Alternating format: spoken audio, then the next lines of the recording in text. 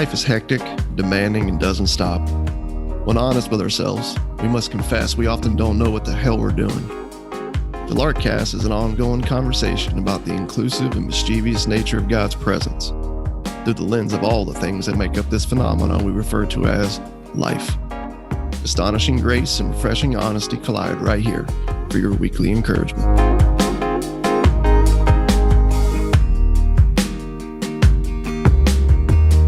3, 2, and 1. Welcome back to the LARKCAST.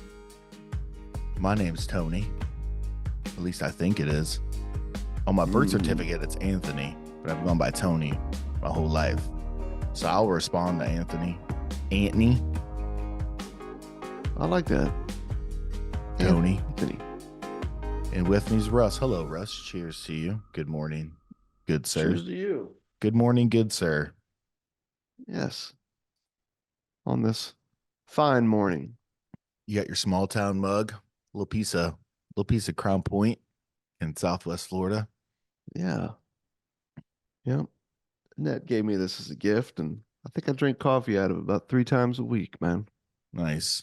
I like that. Good mug. Mm-hmm. It's hard to find a good mug. It really is. Yeah. I have like 50 mugs and I use probably 3 of them. And I'm really upset. Like I have a bad start to my morning if one of my favorite mugs isn't available to use. Because I got 4 kids at my house that, use my stuff. They use my stuff. They use my shoes, my stuff, my things. They grab my charger. If you're a parent, you know this. Yep. Your kids just take your stuff. Don't even ask. For my dad, man, it was his tools. Yep. And his little Debbie snack cakes.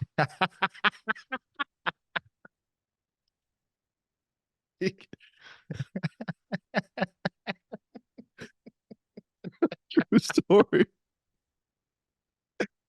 Oh man. Yep. That's Don't hilarious. get me wrong, like they were bought for the house, man, but you started cutting in their stash or you started eating that ratio above what you were given.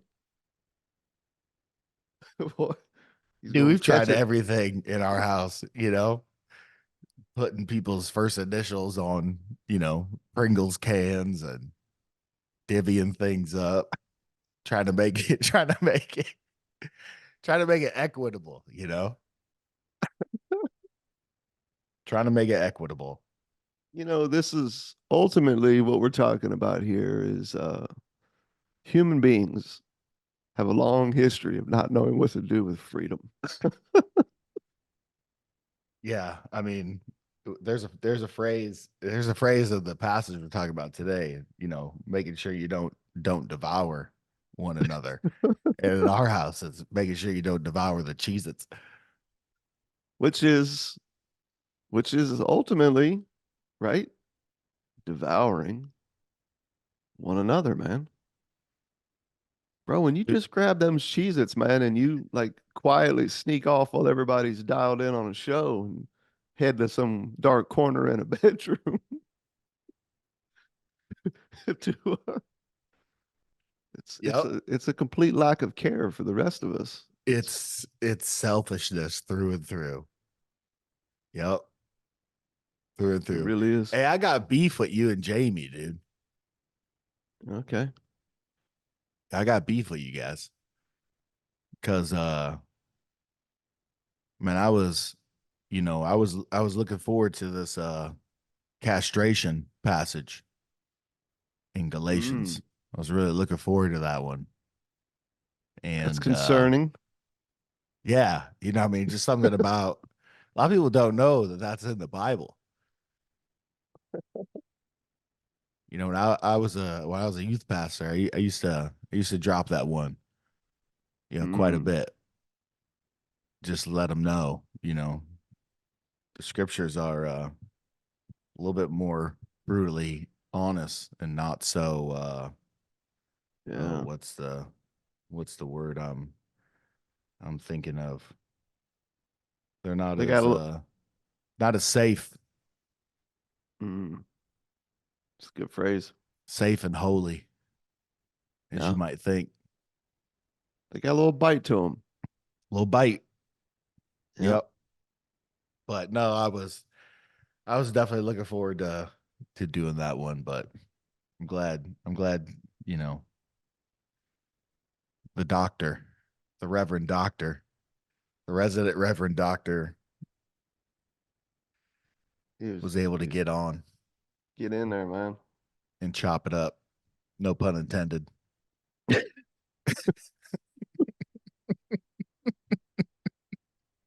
Amazing. Amazing. Yeah, it's a true story, right? You've got, these Galatians, man. Pretty pretty crazy mirror for modern day culture, myself included. Freedom, Christ has set us free. There's this glorious news, and then yet seems to be this religious nature in us that's forever drawn to the religious noise around us. And just, man, give me a handle, right? Give me some sense of control, man. Give me something I can measure. Anything but have to just anything but just having to be here empty-handed. Just great and thankful. With no agenda. Right.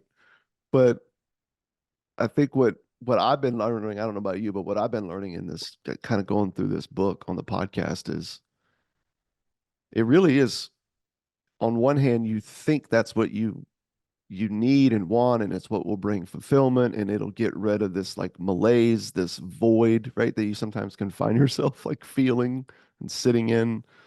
Um, but man, every aspect of religion ultimately is removing you further and further from what it means to actually just be human. You Yeah. you cease to be a person, man. You actually miss out on so much of, I think, who God is and what He's invited us into. Mm-hmm. And what's, to me, like the craziest thing, man, that I just keep seeing week after week after week is how drawn we are to things that actually undo our humanity. Hmm. It's such a, man, it's so weird. And as annoyed as I get with it, about it, I find myself guilty of it. Oh yeah. Yeah, I mean there has to be something. I mean there's something in all of us, whether religious or irreligious. It's just a human thing to, you know, kind of see other things, other people, and other opportunities to just move us forward or Yeah. better our situation. You know, the temptation is there in business. You know, I'm a small business owner, and Mhm. I have people on the team and stuff like that, and there's ways you can, care for people, and provide a really fair wage with fair expectations and hard work for sure. But then there's Yeah. ways you can, there's the temptations to leverage um their livelihood against them, put pressure on them, or you know um the temptations there, for sure. Yeah. Which is probably why Paul says, hey brothers, don't use your freedom as an opportunity, for the flesh. Don't take advantage of people. Don't use them. Yep. Don't bite, don't devour them. um because it's like, whether the freedom's there or the freedom's not there, it's just a human impulse. It is 100%. And I think, you got Paul coming out of, what we got into in the last episode where he's just really making this case and just, hey, just so we're clear, guys, those of you who are really pushing religion in the name of faith and robbing people of the freedom that God's given them. Yeah, I hope as you're preaching this religion, this circumcision, I hope the knife slips, right? As he says in verse 12, he comes out of that. Verse 13 says, as you were just mentioning, basically it's almost like the word for there. Whenever you see that, I always say then you need to stop and look at what, for is there for. And for freedom, right? You were that called was to your freedom. pastor moment. Yeah, oh yeah, yeah, That was your 100%. pastoral moment. And I practiced that one in the mirror about 3, 4 times before we got on here. Just kidding. But yeah, you were called to freedom, man. Only do not use your freedom as an opportunity for the flesh, but through love serve one another. For the whole law is fulfilled in one word: you shall love your neighbor as yourself. But if you bite and devour one another, watch out that you're not consumed by one another. Man, just a couple verses. We could keep going, but I feel like that's enough, dude. There's something extremely relevant right there for all of us, every human being that's ever lived or will live. You were called to freedom, just so we're clear. You weren't called to anything else. You were called to freedom. And just so we're clear, you don't have to use that as an opportunity for what you think freedom is, but instead, you can allow what the maker of freedom has defined as freedom to shape how you experience your freedom. Mm-hmm. Otherwise, what you're going to go pursue in the name of freedom is actually going to be you using everything and everyone for your own sense of justification. Mm-hmm. You'll do it in the name of love, but it's not. It's Right. actually always just about you. Mm-hmm. And in the end, you will be devouring people. And Yep. then in response, they're going to devour you. And in short, you're going to consume one another. You're going Mm-hmm. to you're both going to cease to be human altogether. Mm-hmm. I think that would be the RJV right there. Yep. Yeah, it's a simple thing, really, you Mm-hmm. know.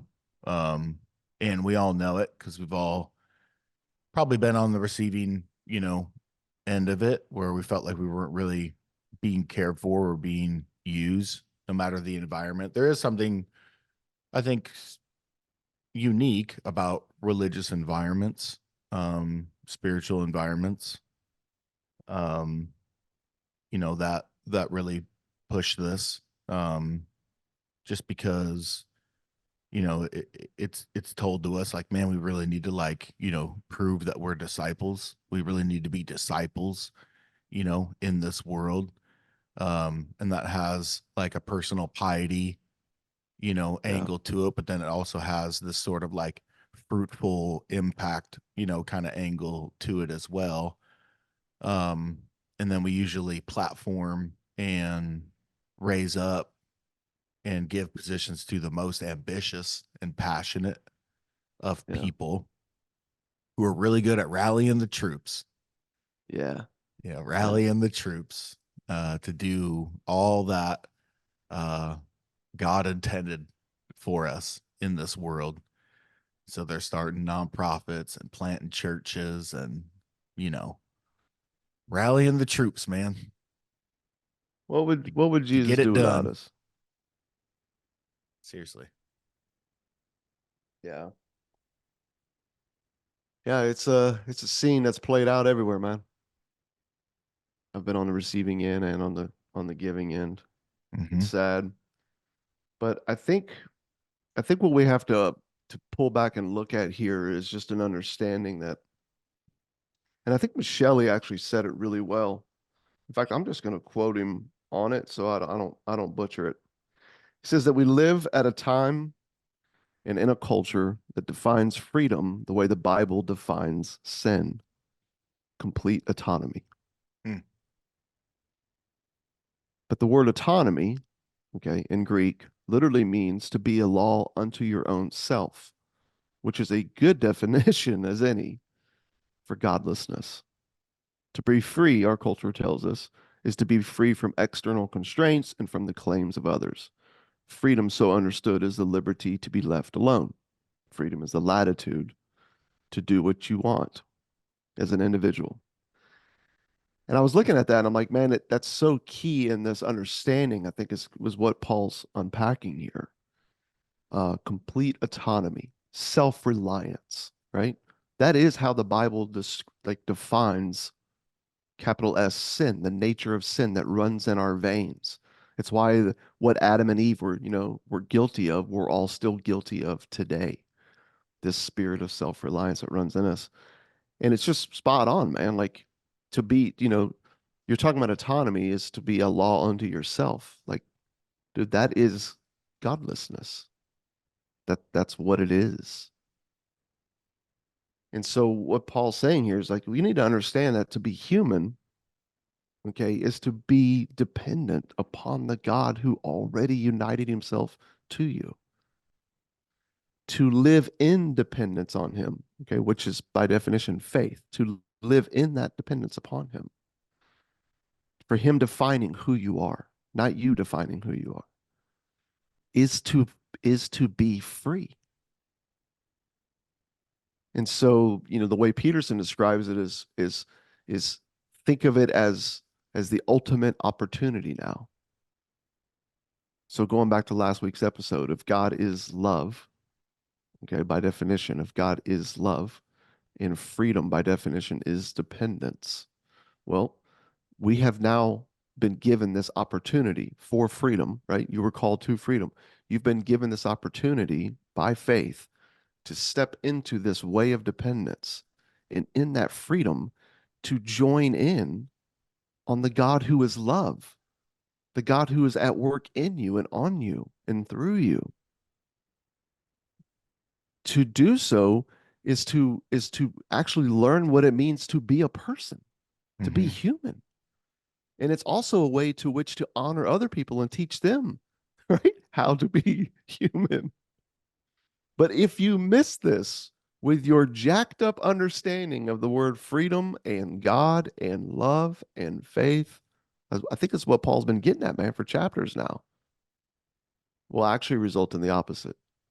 You're going to cease to exist because you'll just keep devouring one another. You'll do it in the name of love. You call it religion and beautiful and of God and for his glory. But really, you're just all using one another to your own end. It's quite sad. Yeah, I think it's what we're talking about right now is for the people who um have been burnt and used, in the name of church and Jesus is probably something that, all of a sudden like names and situations, are probably coming to the surface Oh, as yeah. we're talking about this. Um and yeah, it probably has a fresh sting, as some people think about this. And I would venture to guess that, there are a lot of people who like know enough about that world to know like they don't really want much to do with it anymore. Like Hmm. they're not opposed to like, you know, church services and, stuff like that. They just kind of know like once you really start getting in there, Yeah. you know? Like it's Yeah. one thing to just kind of like attend, but man, like every church is someone's project. Everyone's ministry is someone's project. Yeah. And so there's a suspicion, that most people, you know, carry. And I think that you know, that's kind of the crew, that's tuning in, you know, to the LARKCast. Um and learning how to be free and re-engaging, this idea of ministry, loving people without the structure, without Yeah. the 4-point plan, and doing that in the name of freedom. um Man, I'm 8 years removed from like a vocational, ministry like experience, and I feel like I'm still learning that, man. Like Yeah. I feel like those strings attached and that those angles, they're still there, for me. Yeah. And I'm aware of them. And a lot of times I think when I see that, or my mind gets to, racing about, maybe kicking something up around here, or, just like really doing anything. And I'm just very, very aware of my own heart. And a lot of times I see it and then just kind of like, you know, just back off of, certain ideas just because I know what needs to be done to get that thing done, you know. And it's um in some of my most like honest, deepest reflections, like some of the things that like plague me the not like plague me the I say plague, but like sometimes like some of the things I carry and think about are burdensome to a degree in that they're weighty, they're thoughts I can't control, they're things that like I think about, I have concern about, I have visions or plans about or whatever. I think you understand what I'm saying, and I Mm-hmm. think the listener is understanding like what I'm saying. Um, it's yeah, just trying to figure out, you know, and be okay with a life of just friendship Yeah. without anything to name or brand or do or rally people around, and just being okay with that. And I would say probably 70% of the time I'm okay with it. But there's that 30%. I don't know if it's that hangover of like my past Yeah. that, is telling me like, man, you're not having enough impact. You're not doing enough. Um, you're not doing what you were like called to do. But every time I try to engage that thing, you just see this bite, devour, use, and consume people for a cause is just it's right there, man. It's right there. It's tricky, man. It's tricky. I think it's why we got to keep reminding ourselves and one another the verse that we just read right there in verse 13, chapter 5. For you were called to freedom. For you were called to freedom. This is my calling. And I think that allows us to look at some of these things, man. Because you're right. Like think about all the pushback, dude, that we've heard over the years in teaching this. Okay. You're teaching the scriptures, man. You're unpacking it like right here in original text and meaning, over and over, various things, stories.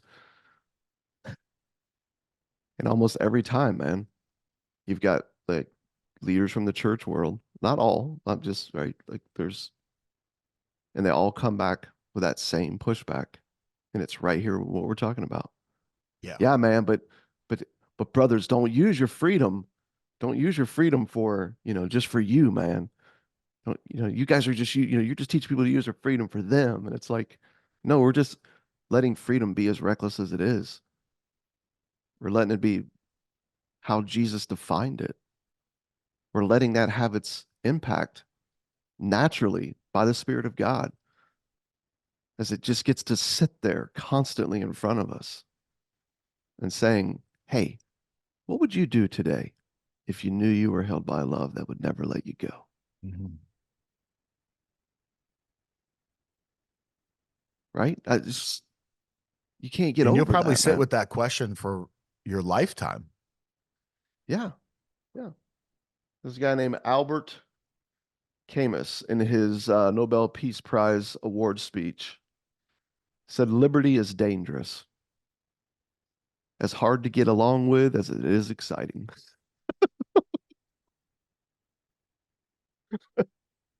I read That's a that. I good was one. like, I like that one. there it is, man. It's like, yeah, it is nerve-wracking. But as I've met with these leaders over the years, and I used to be there, like I get you've got this heart to do something. But why are you pushing back on all that Jesus has done and declared about freedom? Where you keep coming back to this same verse, and over the years, time and time and time again, what seems to always be the case, buried down underneath, is this fear that people are going to take this free invitation to go live a life of faith with Jesus in the everyday flows of friendship, and they won't be here. and without a crowd, okay, without without the nickels and the noses I need to build this thing, how will I assure myself that I matter? I think, dude, that's what I've found time and time again is that's what it just comes down to. You're using this verse as a warning out of fear because people won't come to your thing, man, if they really grab onto this and go live into it. And think about the word called. How many times have we heard that word, You know? over the years? Oh, dude, Like, it's like it's brutalized. well, it was like, dude, we had like all this like language and almost like a brand New Testament written around the word called as to like what it is and what it isn't and how to like ask the right 100%. questions to make sure someone really truly is called, and all these like assessments and stuff like Hmm. that. And the people who are really serious about ministry, like developing your calling or getting a sense of your calling, and I'm called to this and I'm called to that. And you know the imagination around calling usually was only stoked by the same buckets in the church world, and usually framed within the things that served the institution or Right. broader Christendom. It's Hmm. kind of funny how everyone was called to like some of the same things. There was no there was no creativity around it at all. None. um and just to see here that you're called to freedom is my calling. Yeah. Freedom is my calling. I think that's a great phrase, man, and it's very simple and very true. Hmm. Freedom is my calling. Okay, so free to do what? Well, as we were talking again in last week's episode, as God who is love has his effect on you, you start to experience the beauty, man, of the fruit of that love making its way in and through you. And man, that's just straight up life-giving. You start to look like a human, this thing that God created to live in this beautiful, dependent, freeing relationship marked by love. Hmm. Oh, dude, it's like, amen, right? And I think that's where it goes, man. And just to make this a quick connection here, like, I think, just speaking to what you were saying earlier, Tony, like this desire to to help people, man, to teach people, to see people grab on to this calling of freedom. Amen, man. I think friendship is the way. And I do think you can gather people together, man, to celebrate that. I'm 1,000% for that. In fact, I want to help more people do that. Mm-hmm. But just think of what happens when you can do that with an understanding of the church is who we are.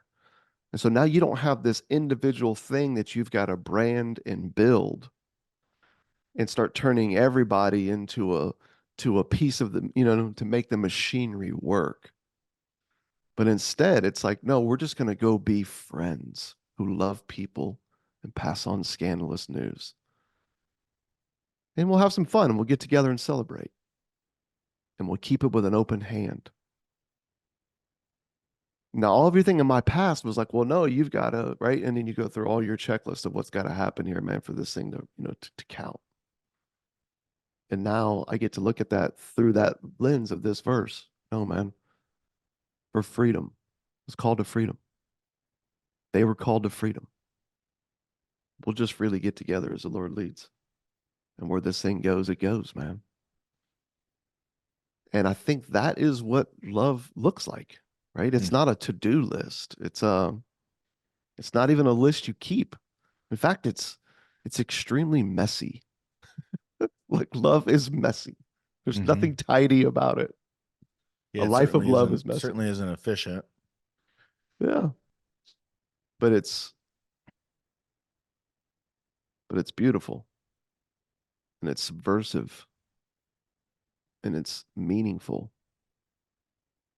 And I mean, not to sound cliche, but it's freaking it's life changing. Yeah, and it's not an easy journey into freedom Yep. at all. So if you're wrestling with this, like don't really necessarily get it, man, join the club, like we're all trying to figure it out. Just to make a connection here to the verse in relation to what we're saying, a guy named Herbert McCabe in a book called Law, Love, and Language does this whole breakdown on the commandments, which he ties like right in here to what Paul's saying in Galatians. Like, you were called to freedom, so don't, use this to devour one another, but instead love one another. Like this is what we've been invited into. McCabe says, I love this, the law is actually a charter of liberation. The commandments are basically the ways in which we learn to live not as slaves to the false gods, okay? And very often, right, we're our own false God, just to be clear. He says, but as subjects of the true and the living God. McCabe observes how all of the animals God has made, I love this, we are the only animals in creation who know not how to be creatures. Thus, to be free is to be schooled in the vulnerability, contingency, and dependence that constitutes creaturehood. Out of all the animals out there, we're the only ones who are trying to be something other than what we are. Bro, that is the story of the Bible. That is the very meaning and essence and reason for the incarnation. God decided to become what we're all trying to overcome, our humanity, to show us the beauty of what it means to be human and to set us free so that we could once again experience the very thing we were made to be. Mm-hmm. So when he's looking at the commandments, McCabe makes this case that all the commandments, all of them are all rooted, right? All of them in Jesus, of course, right? This is where he gets this from. They all find their essence in love of God, which naturally is a love of others. And it's in that way of love that you've been set free for. Okay. Not something to go strive to do, but a love again. God is love. So it's him having his way in and through you. This is the beauty of what it means to be human. So, man, of course you were called to freedom. How else would you learn to love? Right. How else would you learn what it means to be human and to learn to be content in that place of dependency? Mm-hmm. Dude, I love it, man. I'll end right here. He says, in looking at the letter of Galatians, it's not that the purpose of the law is not to justify you. I'm sorry, in saying that the purpose of the law is not to justify you is not to suggest that the law has no purpose. The purpose of the law, Paul is making very clear to us throughout this book, is to teach you how to be human. So you see this beautiful case, right? That Paul has been, in a very genius way, has been making. He's been building. It's been moving us from this delusion, right? That they had all grabbed onto, and he's just moving them. He's disillusioning them, right? He is moving them to reality. This is your reality. For freedom, Christ already set you free. In fact, you were called to it. And he's not running around and saying, but let's just make sure that we don't take that and go run off into the, do a bunch of, crazy things. Or let's just make sure that we don't take that and not show up here every Sunday because we got this thing to build, It's like, no, you were called to freedom. So recline in this good news and join in the adventure of what the God who is love is doing in you. Yeah, and if you've been on the self-salvation project or, the ambitious impact train, your journey Good into word. really embracing, this freedom might be a little bit of a long one. And if it's 100%. hard and if it's hard and violent, at times, and if you're like me and you're like constantly in your head, about, these things, um, you're not alone. But Nope. And man, if you're at a place, not seeing people as commodities, not seeing people as, pieces on a chessboard or a whiteboard or whatever, man, yeah, just getting rid of that string, right there for someone who, used to be, in ministry, that it catapults, the freedom, you know, it does. conversation, for sure. So yeah, no, this is good. It was good for me just to consider this and think about it. Yeah. And in that freedom, man, if you're someone who does have a love and a bunch of people or a bunch of people that are around you and you say, you know what? I'm gonna start pulling everybody together, man, just to celebrate this scandalous news once a month. Yeah. Why not? Go do it. Go do Yeah. it. And And that's not turning them I think into you a can project. tell. No, and I think you can tell like what is really like a joy and a passion for you, Hmm. versus something that's, coming out of a lot of anxiety or Yeah. expectation, or fear. Um so it's a heart thing that we need to ultimately all, kind of grapple with. I would agree with that. There's ambitious is a tricky thing, man, and I've seen a lot of ugly come out of it. It's a good But I've thing also too. seen, yes, I'm saying I've also seen some beauty come out of good ambitions. Yeah, The ambition tendency, might not be the best word just because, they're it is that neutral thing, depending on the heart yeah, which is grabbing onto it. yeah, yeah. I've seen people just, just knowing you, man, how you're made. You know, what we got a 10-year friendship coming up here, man.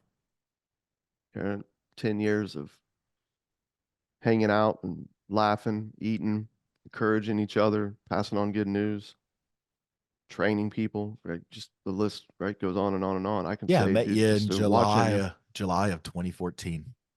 yeah, I would say it'd be very, very natural to who Jesus is in you for you to go be a friend with no strings attached, meeting people, passing on good news, diner conversation here, bar stool conversation there, right? Driveway conversation here. That's a very natural way of life for you, man. It's someone who would be free in Jesus. But with that, you being a dude who says, "Hey, we're not branding this thing, but second Sunday of every month, 5 p.m., good news party. All are welcome." Period. Yep. Bro, that would be as natural as the freaking day is long for you. Oh yeah. Yep. And nobody there would be a part in a machine.